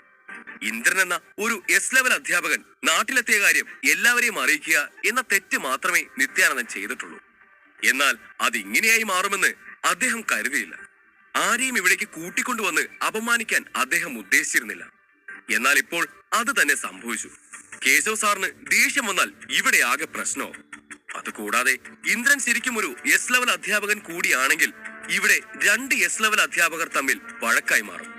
അങ്ങനെ സംഭവിച്ചാൽ അതിന്റെ വഴി അവസാനം നിത്യാനന്ദന്റെ തലയിലും വരും. ഇതെല്ലാം ആലോചിച്ച് നിത്യാനന്ദൻ ആവലാതിപ്പെട്ടു. അധ്യായം 143. മരണം ഇരന്നു വാങ്ങി മോഹൻ. മോഹന്റെ വാക്കുകൾ കേട്ടതും എസ് ലെവൽ അധ്യാപകനായ കേശവ് ഞെട്ടിത്തെറിച്ചുപോയി. ആ നിമിഷം കേശവിന്റെ ആ ഭാവമാറ്റം കണ്ടതും താൻ പറഞ്ഞത് ശരിയാണെന്നും അത് അവർ വിശ്വസിച്ചു എന്ന് കരുതിയ മോഹൻ ഗർവോടെ നെഞ്ചു വിരിച്ച് തല ഉയർത്തി നിന്നു. ഒരിക്കൽ തന്റെ ഇന്ദ്രൻ സാർ മഹാദേവന്റെ പ്രശ്നം പരിഹരിക്കാൻ ഉപയോഗിച്ച അതേ വിദ്യ താൻ ഇവിടെ പ്രയോഗിച്ചത് കൊണ്ട് തനിക്കും തന്റെ അദ്ദേഹത്തെ പോലെ ആദരവ് കിട്ടുമെന്ന് അവൻ ചിന്തിച്ചു കൂട്ടി. തന്റെ മുൻപിൽ നിൽക്കുന്നവർ തന്റെ കഴിവിനെ അംഗീകരിച്ച് ഇന്ദ്രൻ സാറിനെ പോലെ തന്നെ അംഗീകരിക്കുമെന്ന് ഓർത്തവൻ ഗൂഢമായി ചിരിച്ചതും അവനെതിരെ നിന്നവരുടെ മുഖം കോപം കൊണ്ട് വലിഞ്ഞു മുറുകി. കേശവന്റെ ഗാർഡ്സിൽ ഒരുവൻ കയ്യിലിരുന്ന വാളുകൊണ്ട് അല്പം മുന്നിലേക്ക് കയറി. സാർ, ഒരു വാക്ക് പറഞ്ഞ ഇവന്റെ കഥ ഇന്നിവിടെ തീർക്കും ഞാൻ. അയാളുടെ വാക്കുകളിലെ പക മനസ്സിലാക്കി മോഹൻ ഭയത്തോടെ ഒരടി പുറകോട്ട് നീങ്ങി. എന്നെ കൊല്ലാനോ?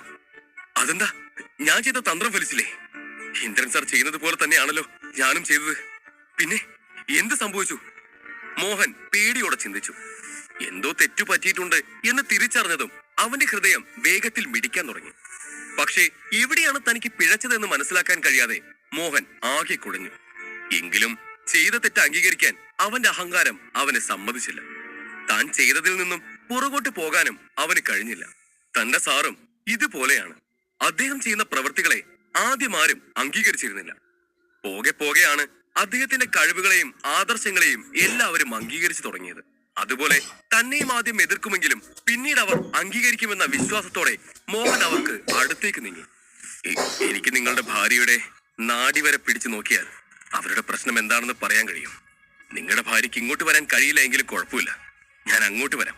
കേവലം ഒരു സ്പർശനത്തിൽ കൂടി അവരുടെ അസുഖം എന്താണെന്ന് ഞാൻ കണ്ടെത്തും. അതോ നിങ്ങൾക്കാണോ പ്രശ്നം?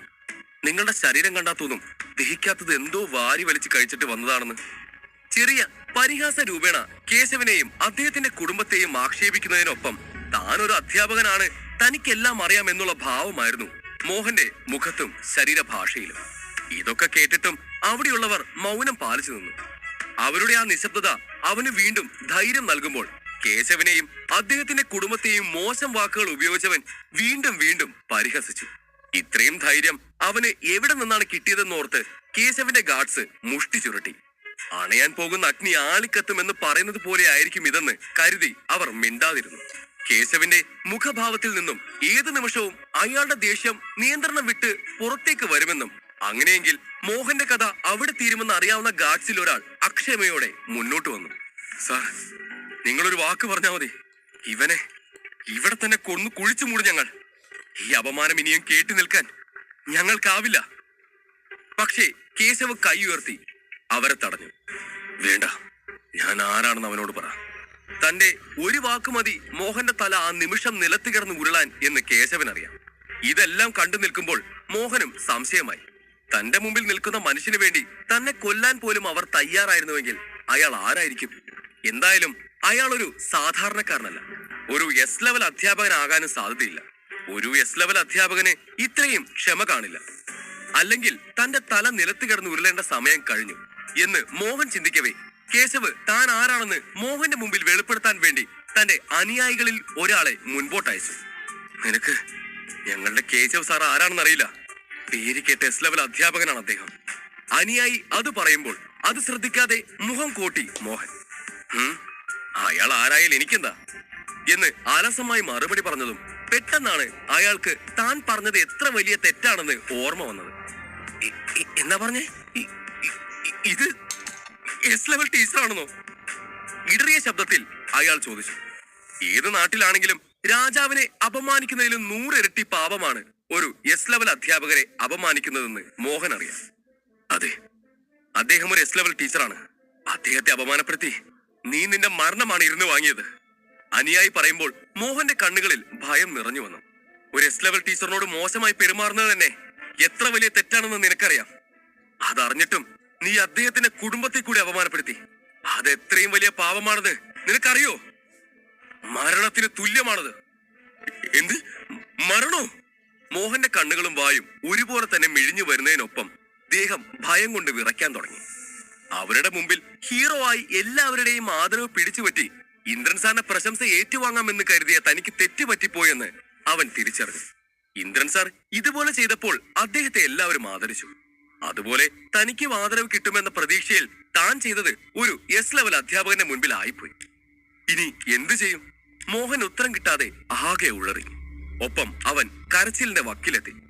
ആ കാര്യസ്ഥൻ ഭയന്ന് വിറയ്ക്കുന്നത് കണ്ടതും കേശവ് അവന്റെ തോളിൽ ചിരിച്ചുകൊണ്ട് പതിയെ പിടിച്ചു. നീ നിന്റെ സാറിനോട് ചെന്ന് പറയേ, കേശവ്, പ്രകാശ്, സുബ്രഹ്മണ്യൻ, ഈ 3 പേരും അദ്ദേഹത്തെ കാണാൻ വന്നിരിക്കുന്നുവെന്ന്. നീ ചെയ്ത തെറ്റിന് നിനക്ക് ശിക്ഷ വിധിക്കേണ്ടത് ഞാനല്ല, അത് നിന്റെ സാറാണ്. ഞാൻ അദ്ദേഹത്തോട് പറഞ്ഞോളാം. അദ്ദേഹത്തിന്റെ ഉള്ളിലെ നന്മ പോലെ ഇരിക്കും നിന്നോട് ക്ഷമിക്കണോ വേണ്ടയോ എന്ന് തീരുമാനിക്കേണ്ടത്. കേശവ് മോഹനെ കൈ ഒഴിഞ്ഞുകൊണ്ട് പറഞ്ഞു. അവൻ യഥാർത്ഥത്തിൽ ഒരു എസ് ലെവൽ അധ്യാപകനാണെങ്കിൽ ഈ തെറ്റിനെ അവൻ തന്റെ കാര്യസ്ഥനോട് ക്ഷമിച്ചിരിക്കും. എന്നാൽ നേരെ മറിച്ചാണെങ്കിൽ ഈ ഒരു തെറ്റിനെ അവൻ വലിയ പ്രശ്നമായി കണ്ട് മോഹനെ ശിക്ഷിക്കാനും മടിക്കില്ല. ഇതുമതി തനിക്ക് യാതൊരു പരീക്ഷണവും കൂടാതെ അവനെ തിരിച്ചറിയാൻ എന്ന് ചിന്തിച്ചു കേശവ്. അതോടെ തന്റെ പേരും പെരുമയും ഉയർന്നു വരും എന്ന് അയാൾ ചിന്തിച്ചു. കേശവന്റെ വാക്കുകൾ കേൾക്കുമ്പോൾ മോഹന് ജീവൻ തിരിച്ചു കിട്ടിയ പോലെ തോന്നി. അവനൊന്ന് നെടുവീർപ്പിട്ടുകൊണ്ട് കേശവനെ നോക്കി. സാർ, എന്റെ ഇന്ദ്രൻ സാർ ഇവിടെ ഇല്ല. അദ്ദേഹം രാവിലെ ഇവിടെ നിന്നും പുറത്തു പോയതാ. എപ്പോ തിരിച്ചു വരുമെന്ന് എനിക്കറിയില്ല. മോഹൻ പറയുമ്പോൾ കേശവും കൂടെയുള്ളവരും മുഖം ചുളുക്കി. കൂടെയുള്ള കാര്യസ്ഥന് പോലും അറിയില്ലേ അദ്ദേഹം എപ്പോ തിരികെ വരുമെന്ന്? എപ്പോ വരും പോകുമെന്ന് അറിയാതെയാണോ ഇത്ര വലിയ എൻട്രി ഫീസൊക്കെ വാങ്ങിയത്? നിത്യാനന്ദൻ ചിന്തിച്ചു. നീ എന്താ പറഞ്ഞത്? അയാൾ എപ്പോ വരും, എപ്പോ പോകുമെന്ന് നിനക്കറിയില്ലേ? ആശ്ചര്യത്തോടെയാണ് കേശവ് അത് ചോദിച്ചത്.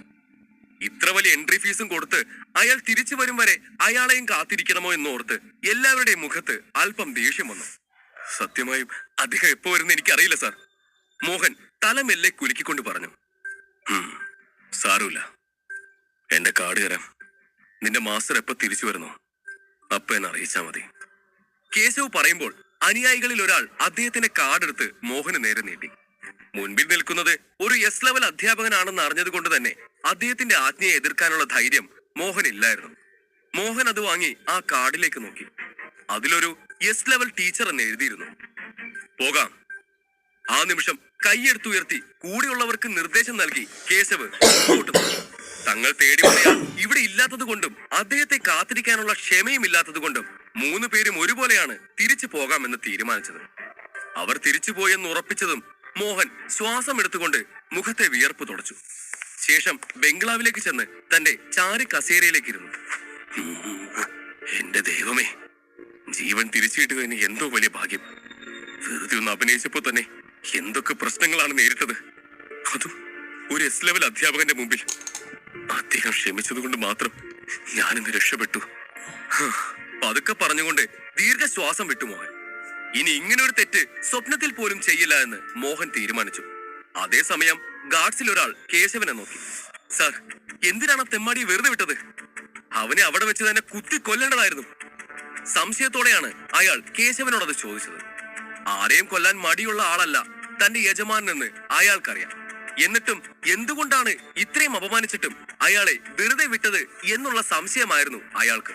അവരുടെ സംശയത്തിന് ഉത്തരം എന്നതുപോലെ കേശവ് പ്രകാശിനെയും സുബ്രഹ്മണ്യനെയും മാറി മാറി നോക്കി. ഇവരുടെ ഈ സംശയത്തെക്കുറിച്ച് നിങ്ങളുടെ അഭിപ്രായം എന്താണ്? ചോദ്യം പോലെ നേർത്ത ചിരിയോടെയാണ് അത് കേശവ് ചോദിച്ചത്. ആ ചോദ്യം കേട്ടതും പ്രകാശ് മെല്ലെ തലകുലുക്കി. ആ കൊട്ടാരത്തിലുള്ളവൻ വെറും സാധാരണക്കാരനല്ല. അവൻ യഥാർത്ഥ ടീച്ചറാണെങ്കിൽ അവന്റെ കഴിവും നന്മയും നമ്മളെക്കാൾ ഇരട്ടിയായിരിക്കും.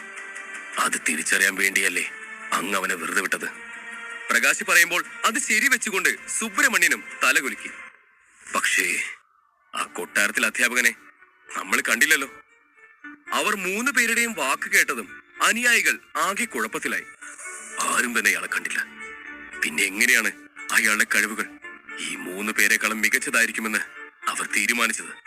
അനുയായികൾക്കൊപ്പം നിത്യാനന്ദനും സംശയമായി. ആ നിമിഷം കേശവ് ഒന്ന് ചിരിച്ചു. നമ്മൾ ആരും അയാളെ കണ്ടില്ല, എന്നാൽ അദ്ദേഹത്തിന്റെ കാര്യസ്ഥനെ കണ്ടില്ലേ? അവനോ?